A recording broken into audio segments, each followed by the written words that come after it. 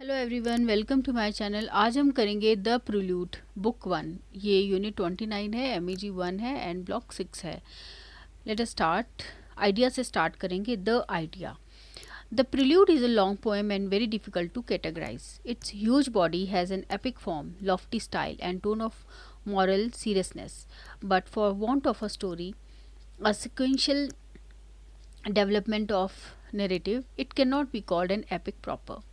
It is an autobiographical poem, but only those episodes in the poet's life have been narrated which have something to do with his contact with nature and which cast a deep influence on him in such as such in as much as they shaped his mind and fostered its growth and gave him the joy of imaginative perception of the eternal and the universal. The moral overtone is very prominent. From every experience, he draws a conclusion and feels that it is moral duty to convey his observations to his readers, because the world which is too much with us should be brought back on the right track and made a blissful and peaceful place. Book 1 of the Prelude introduces the theme and attempts to give a proper background to the proposed ambitious work, The Recluse. It refers to the poet's own childhood and school time, the morning years of life that showed the day. In a very vital sense, Wordsworth is a profoundly religious poet. He continuously evokes experiences which are spiritual.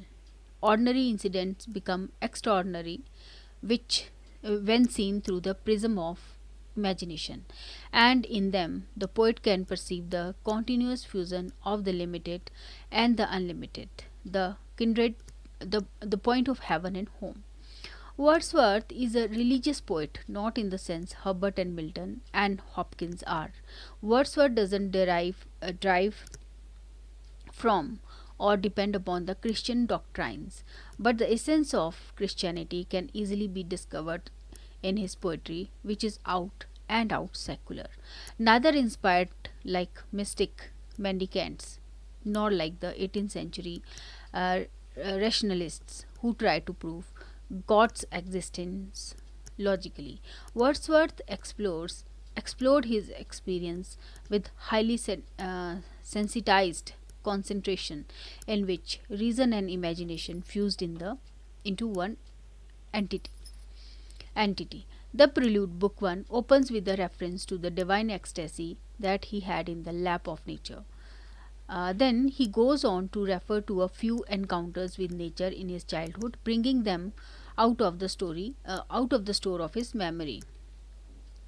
They are not chronologically arranged, but they all lead to the central point that nature shaped his personality and nurtured his moral being. Fortified with what he got from nature, he was immune from the onslaughts of a heartless commercial words. Each small incident is described with all delicate details, as if every detail gives him the ecstasy of coming in sensuous proximity to nature. Autobiography turns to the exploration of a universal truth, and sensual appreciation becomes the fabric of a philosophy, a metaphysical appreciation that is simultaneously secular and religious. The prelude is organized not chronologically but thematically. Now, ये थोड़ा सा H Abram ने लिखा है about the thematic structure of the poem in his natural super naturalism. उन्होंने ये काफ़ी लंबा लिखा है. The prelude is ordered in 3 stages. There is a process of mental development which remains a continuum. This process is violently broken by a crisis of apathy and desire, but the mind then recovers an integrity which in that the mature mind possesses powers, together with an added range, depth, and sensitivity of awareness, which are the products of the critical experiences it has undergone. The poem opens with a note of joy. The wind suggests calm and peace and is matched by a corresponding mild creative breeze, within which becomes a storm and breaking the frost invokes the spring. The theme is announced in the very beginning. the discovery of nature's beauty, and the discovery of man's true self. There are quite a few claiming passages in the prelude, rich in poetry and also endorsing Wordsworth's philosophy of life and nature. It is the fair seed time in his life which he describes in the opening book of the poem. The childhood experiences tell that the poet's soul had fair seed time in his childhood. The philosophical foundation of the poem is also laid here. Though it is not a philosophical poem, the word philosophy comes spontaneously in the analysis of the poem because, in the words of Stephen Gill, the prelude is a poem in which thought is brought to bear upon experience and its ground is established in these opening books. Now इसमें autobiographical element भी है, वो भी हम लोग पढ़ लेते हैं. Exploring it means the prelude takes us unavoidably to the biographical matrix of the poem, say Stephen Gill. Wordsworth himself make it known to his family and friends as the poem on his own early life, or the poem on the growth of his mind, or the poem addressed to Coleridge. Wordsworth had in his mind the writing of a long philosophical poem. The autobiographical poem, The Prelude, was meant to be a preface to that poem. But the philosophical poem was never completed. Only a few pages were written. The preface, on the other hand, kept on acquiring bulk and polish through continuous revision and retouching almost throughout the poet's life, and finally took the shape of the huge 15-book epic-like composition. Actually, the poet wanted to give his reading the impression that his philosophy was not just a concept but a system of faith that came out of simple but significant incidents of his life. But the philosophical poem never came into its full being, and the autobiographical prelude became more philosophical than autobiographical. If we take Prelude as a chronological narrative, it is a record of Wordsworth's life up to the point at which he conceived the Recluse in 1798. It is about the growth of a poet's mind which becomes fully mature to make feeling the subject matter of a philosophical poem. But the poet chooses the incident of his early life erratically with little regard for chronology and magnitude of incidents.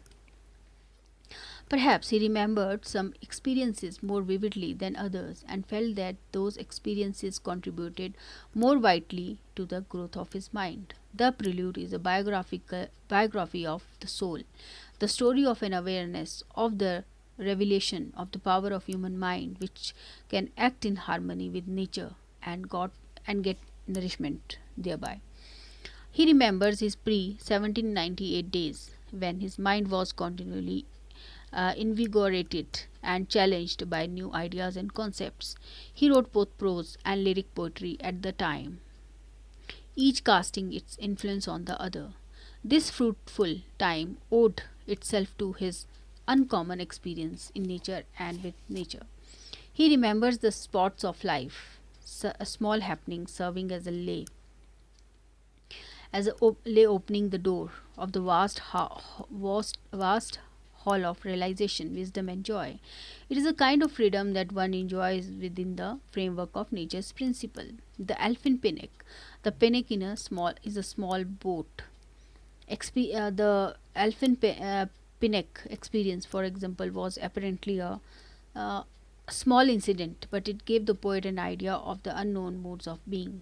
And it is not just an abstract concept but a concrete feeling, something that he could feel in the blood. Incidents, remembered and half remembered, shaped his mind so perfectly that he was in a position to tell the world what is right and what is wrong and make it see the light that never was on sea or land.